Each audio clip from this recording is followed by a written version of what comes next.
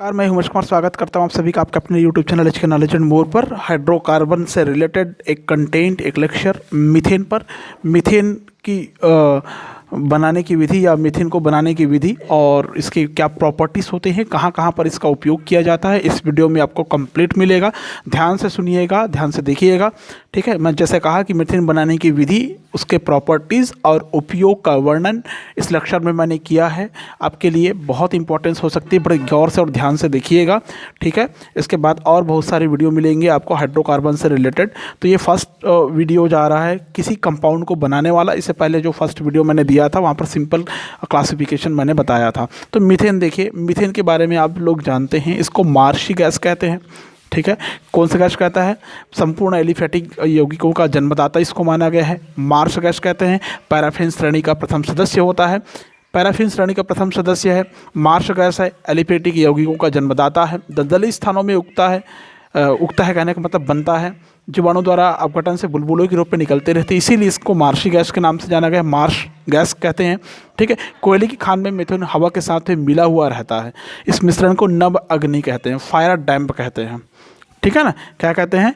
Fire डैम्प कहते हैं। याद रखेंगे क्या क्या बोलेंगे इसको, इसका नाम मैं नोट कर देता हूँ। मार्श गैस, मार्श गैस, ठीक है, मार्श गैस, फायर डैम। क्यों? क्योंकि कोयले की खान में ये गैस हवा के साथ में मिला हुआ आपको देखने को मिल जाएगा। मीथेन कोल गैस में, जो मीथेन कोल गैस होता है, मीथेन कोल गैस, इसमें 30 to 40%, कितना? 30 से 40%। और जो नेचुरल गैस होती है, प्राकृतिक गैस, नेचुरल गैस में 80 to 90% के लगभग कंटेंट मीथेन गैस की होती है। समझ में आया? तो हम बात करते हैं मीथेन बनाने की विधि, ठीक है। कैसे आप बनाएंगे इसको, किस विधि के द्वारा बनाएंगे? तो मैं बात करता हूँ सबसे पहले प्रयोगशाला विधि की। प्रयोगशाला विधि मतलब लेबोरेटरी मेथड, लेबोरेटरी मेथड के बारे में बात करता हूँ। लेबोरेटरी मेथड कहने का मतलब होता है कि प्रयोगशाला में आप इसको कैसे बनाएंगे। तो इसके लिए कुछ मेथड है, आपकी बुक में, आपके सिलेबस में आपको मिल जाएगा, ठीक है। मैं यहाँ पर एक दो एग्जांपल बताऊँगा, बाकी आप लोग अपने बुक से आप लोग तैयार कर लेंगे, और ठीक है, ध्यान रखेंगे, ठीक है। प्रयोग लेबोरेटरी मेथड में मैं सबसे पहले बता रहा हूँ आपको, जिससे आप मीथेन बनाएंगे, वो होता है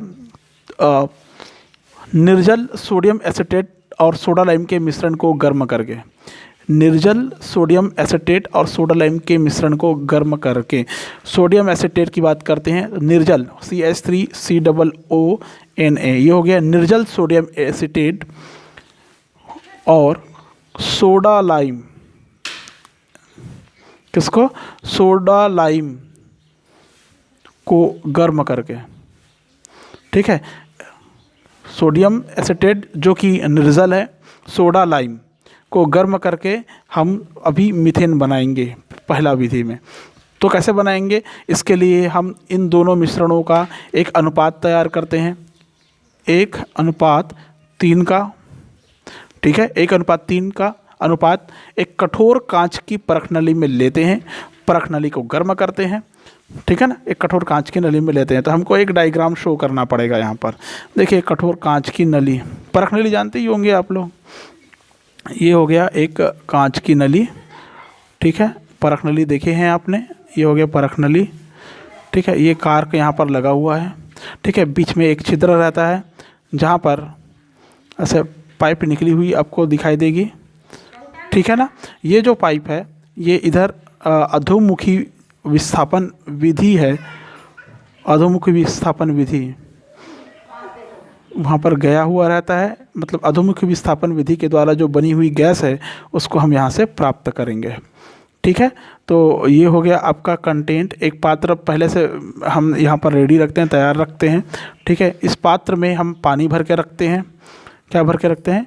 पानी या वाटर भर के ऐसा रख देते हैं, ठीक है ना, समझ गए। और यहाँ पर एक उल्टी परख नली और लटका देते हैं। क्या लटका देते हैं? एक उल्टी परख नली लटका देते हैं, ये ऐसा, ठीक है। ये परख नली हो गया, ठीक है। ये पैक्ड है, ऊपर से बंद रहता है, ये हो गया एक परख नली, ठीक है, यहाँ पर भी पानी भरा हुआ है, मतलब एक परख नली को उल्टा करके रख दी है इसमें। ठीक है, ध्यान रखेंगे आप लोग। ठीक है, ये हो गया, क्या हो गया, ये एक कांच की कठोर परख नली हो गया। ठीक है, इस कांच की कठोर परख नली को हम यहाँ पर किससे सेट किए हैं, स्टैंड से। ठीक है, किससे सेट किए हैं, स्टैंड में सेट करके रख दिए हैं। तो ये आपका आ गया स्टैंड, ये हो गया स्टैंड। ठीक है, इस स्टैंड में क्या क्या रखा हुआ है देखिए, इस स्टैंड में बर्नर भी रखा है, ये हो गया लकड़ी का गुटका।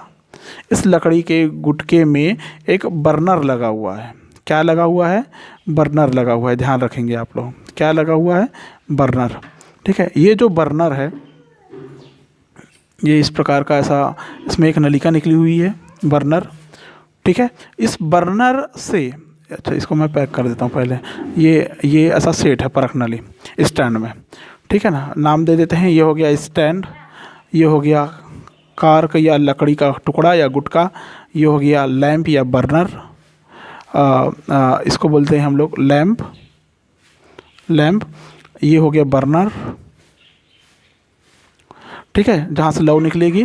ठीक है, ये जब आग प्रोवाइड करते हैं, हम इसको जलाते हैं तो ये तेज़ी से गर्म होना शुरू हो जाता है परख नली। लेकिन परख नली को गर्म करने से पहले इसमें क्या क्या डालना है, 1:3 में क्या डालना है परख नली में, CH3COONA डालना है। ये क्या हो गया, निर्जल सोडियम एसीटेट हो गया। साथ में सोडा लाइम का मिश्रण डालना है, क्या डालना है, सोडा लाइम का मिश्रण डालना है। तो ये बनाएगा CH3 हाइड्रोजन के साथ में मिलकर क्या बना लेगा, CH4, मतलब क्या हो गया, मीथेन का निर्माण कर लिया। और बचा क्या, आप देख सकते हैं, Na2 क्लियर है, और COO3 और O3 मतलब CO3, सोडियम कार्बोनेट वहाँ पर मुक्त हो जाता है। क्लियर, कैसे बना आप समझ गए होंगे। ये हो गया मिथिल ग्रुप और ये हो गया इसका हाइड्रोजन, दोनों आपस में मिलकर क्या बना लिया, मीथेन बना लिया। जो बचा हमने यहाँ पर लिख दिया। ठीक है, तो क्या होता है, सिंपल सी बात है, परख नली में जब हम इसके मिश्रण को रखते हैं, मान लीजिए यहाँ पर ऐसा मिश्रण रखा हुआ, किसका, निर्जल सोडियम एसीटेट है, यहाँ पर निर्जल सोडियम एसीटेट है। जब इसको हम गर्म करते हैं लैंप की सहायता से, तो यहाँ से गैस निकलती है। वो गैस अधोमुखी जल के अधोमुखी विस्थापन विधि के द्वारा सीड किए हुए जार में आके एकत्रित होना शुरू हो जाता है और आपको ये बुलबुले के रूप में दिखाई देगा। किस रूप में दिखाई देगा, यहाँ से ऐसे बुलबुला निकलता हुआ दिखाई देगा, ऐसे ये ऐसे बुलबुला, ये ऐसे बुलबुला दिखाई देगा। ये जो बुलबुले होंगे ये मीथेन का ही होगा। किसका होगा, मीथेन का होगा। समझ में आया क्या, जल के अधोमुखी विस्थापन विधि के द्वारा मीथेन को एकत्र कर लिया जाता है, कलेक्ट कर लिया जाता है। समझ में आ गया। सोडा लाइम होता क्या है आप जान लीजिए। सोडा लाइम NaOH+CaO मैंने लिखा है। ये बुझे हुए चूने को जब दाहक सोडियम विलयन में डालकर ज़्यादा हिलाते हैं या उसको सैक करते हैं तो उसके मिश्रण से सोडा लाइम बनता है, ये पता होना चाहिए। ये हो गया first method of production of methane. अब सेकेंड हम लोग यहाँ पर देखते हैं, दूसरा एग्जाम्पल हम लोग यहाँ पर देखते हैं। जब एल्युमिनियम कार्बाइड Al4C3, ठीक है, एल्युमिनियम कार्बाइड पर जल की क्रिया कराते हैं या तनु HCl की क्रिया कराते हैं, H2O या तनु HCl की क्रिया कराते हैं, तब बनता है मीथेन। तब क्या बनता है, मीथेन बनता है।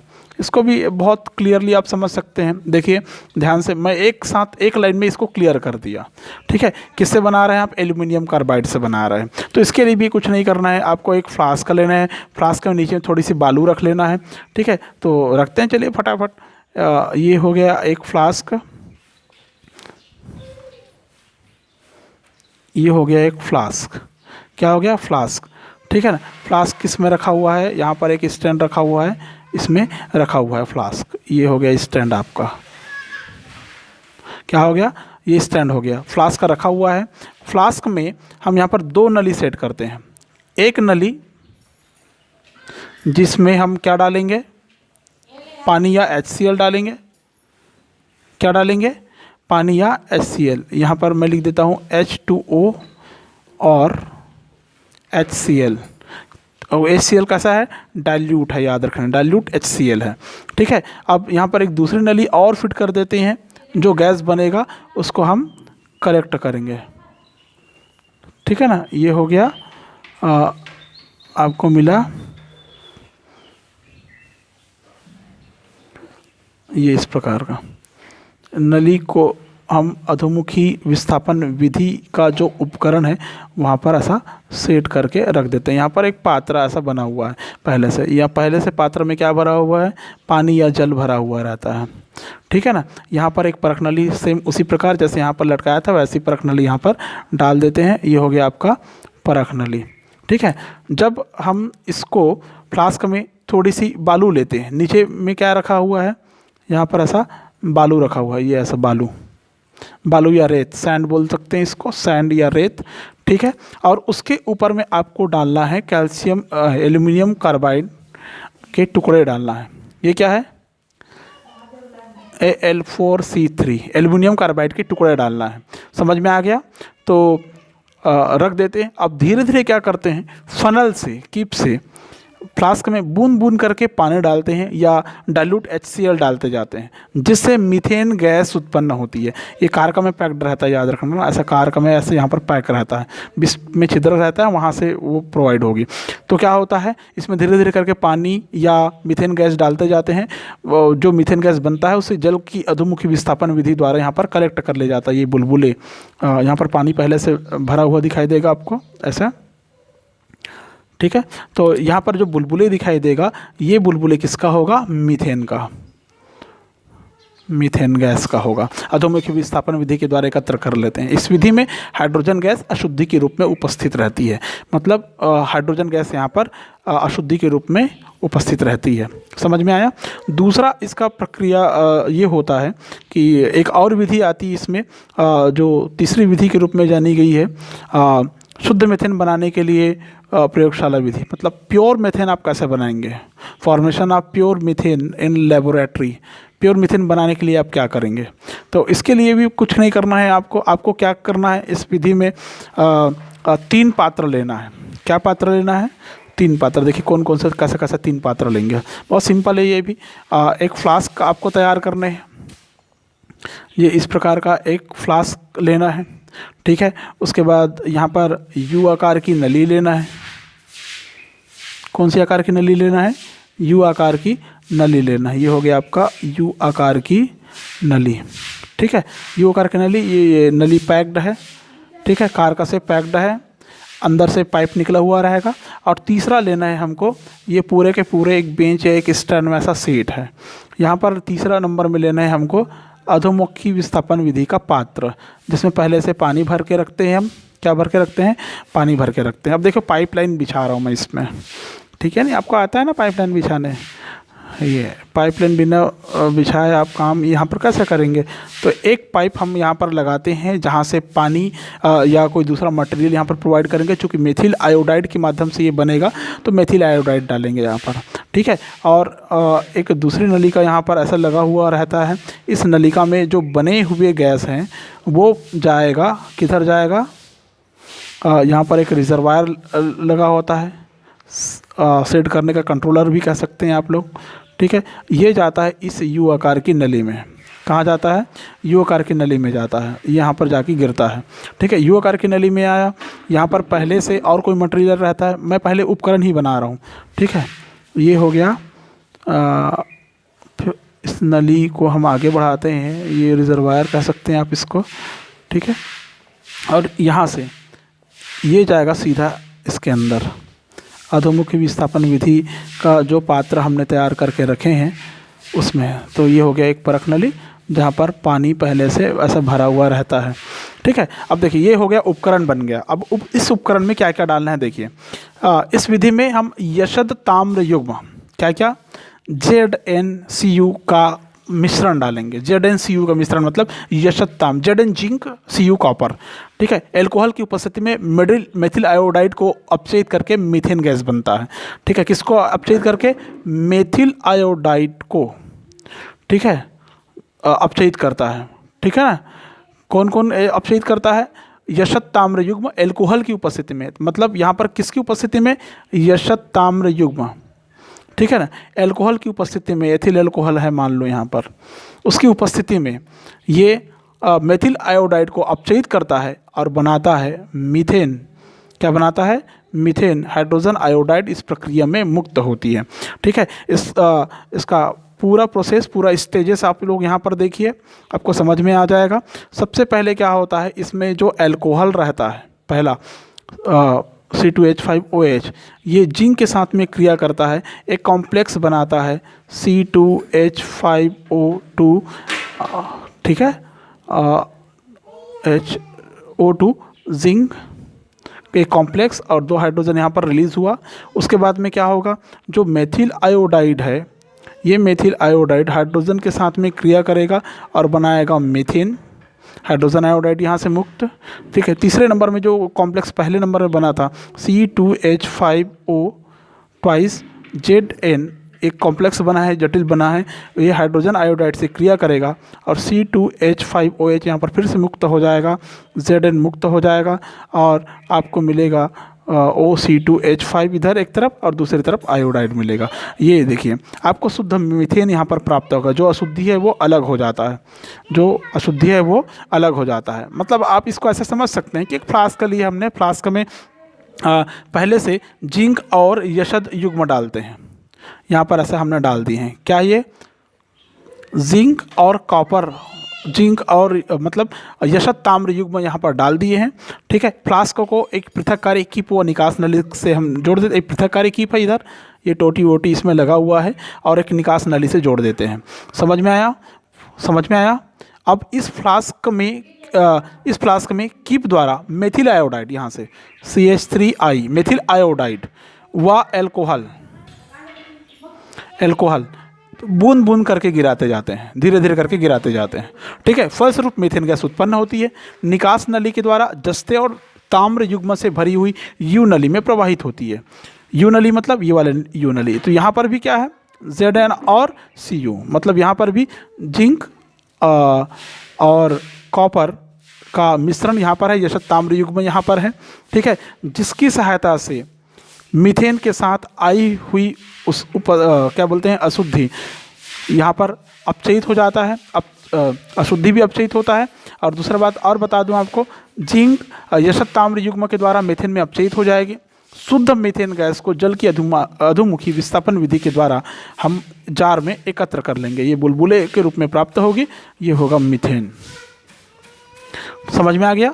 तो ये हो गया शुद्ध मीथेन बनाने की प्रयोगशाला विधि। तीनों प्रयोगशाला विधि बहुत इंपॉर्टेंट है, एग्जाम में पूछा जा सकता है, अच्छे से तैयार करना। और नई विधियाँ भी होती है, जैसे मेथिल एल्कोहल से कैसे बनाएंगे आप उसको, ठीक है। और लाल फास्फोरस की उपस्थिति में सांद्र आयोडाइक अम्ल 150 डिग्री पर अगर क्रिया कराएंगे तो आपको मीथेन आसानी से प्राप्त हो जाएगा। और कुछ विधि दिया हुआ है आपकी बुक में, संश्लेषण विधि, सेवतीय सेंड्रेंस विधि, बर्थेलो विधि, वो अच्छे से आप लोग देख लेंगे। अब मैं थोड़ा सा बात करता हूँ प्रॉपर्टीज़ के बारे में, क्या क्या प्रॉपर्टीज़ इसकी बनती है, गुण के बारे में। तो ये जो होता है कलरलेस होता है, स्मेललेस होता है और टेस्टलेस होता है। कहने का मतलब स्वादहीन, रंगहीन, गंधहीन होता है ये प्रॉपर्टी। स्वादहीन, रंगहीन, गंधहीन पेपर में आता है, याद रखेंगे कैसा होता है। टेस्ट, कलर, स्मेल लेस, मतलब कोई टेस्ट, कोई स्वाद, कोई रंग, कोई कलर नहीं होता इसमें, कोई गंध नहीं होता, ठीक है ना, ठीक है। ये वायु से हल्की रहती है। इसका वाष्प घनत्व जो होता है वो 8 होता है। इसका जो वेपोर डेंसिटी जो होती है ये 8 होती है, ठीक है। वायु से हल्की रहती है, लाइट वेट देन एयर। इसका अगर आप द्रव की बात करें तो ये -162 डिग्री सेंटीग्रेड पर यह लिक्विड फॉर्म में होता है और 184 डिग्री सेंटीग्रेड पर ये सॉलिड में कन्वर्ट हो जाती है, ठोस में कन्वर्ट हो जाती है। नेक्स्ट की बात करें, जल में बहुत कम विलय होता है, अल्कोहल में ज़्यादा विलय होता है। मतलब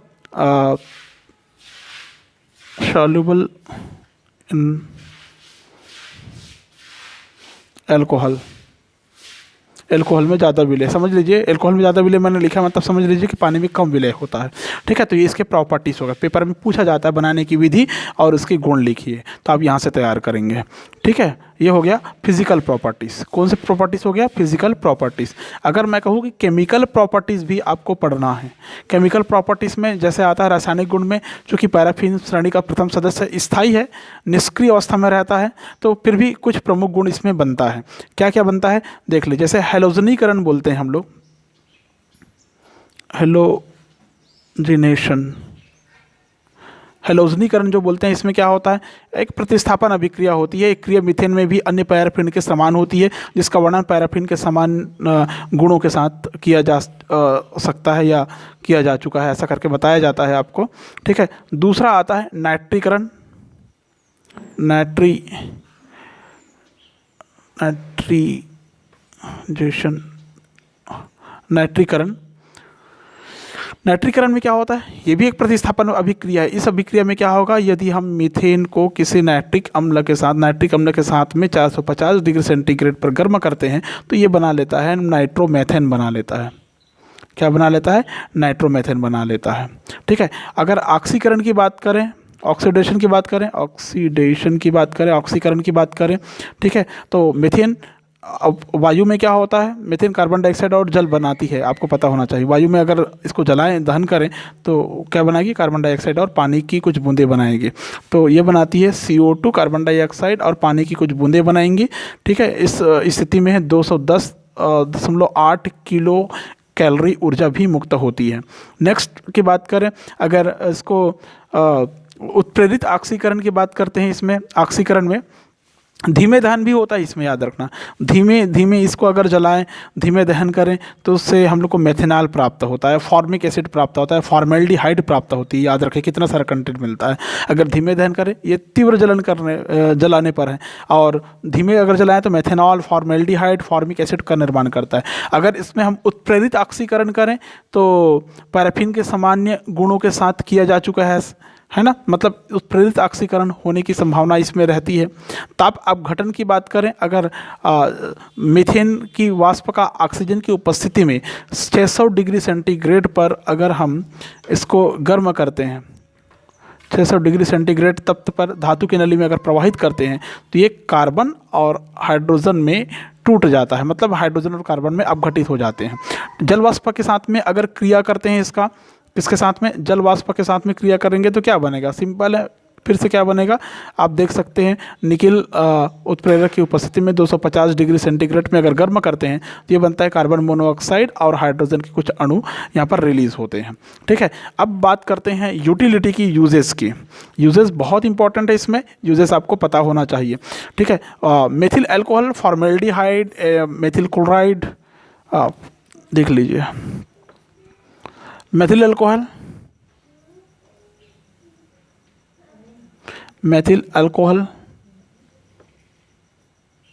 फॉर्मेल्डिहाइड, मेथिल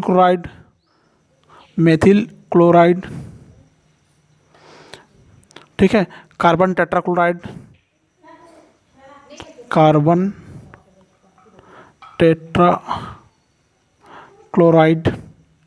के निर्माण में काफ़ी उपयोगी है। अमोनिया निर्माण के लिए आवश्यक हाइड्रोजन के उत्पादन में, मतलब आपको अगर अमोनिया बनाना है, क्या बनाना है? अमोनिया बनाना है, ये अमोनिया बनाना है, तो उसके लिए आवश्यक हाइड्रोजन का उत्पादन इसी प्रक्रिया से किया जाता है, मतलब मीथेन से ही किया जाता है। ठीक है, नेक्स्ट कार्बन ब्लैक के उत्पादन में, किसका? कार्बन ब्लैक के उत्पादन में काफ़ी उपयोगी है, जिसका उपयोग छापे खाने में, स्याही और डाई बनाने में करते हैं। स्याही मतलब इंक बनाने में और डाई बनाने में या रंजक बनाने में इसका उपयोग किया जाता है। और मस्त कंटेंट आप तो जानते हैं, इसका उपयोग आजकल लाइट और एनर्जी के लिए भी किया जा रहा है, ऊर्जा उत्पादन और प्रकाश उत्पन्न करने के लिए भी किया जा रहा है।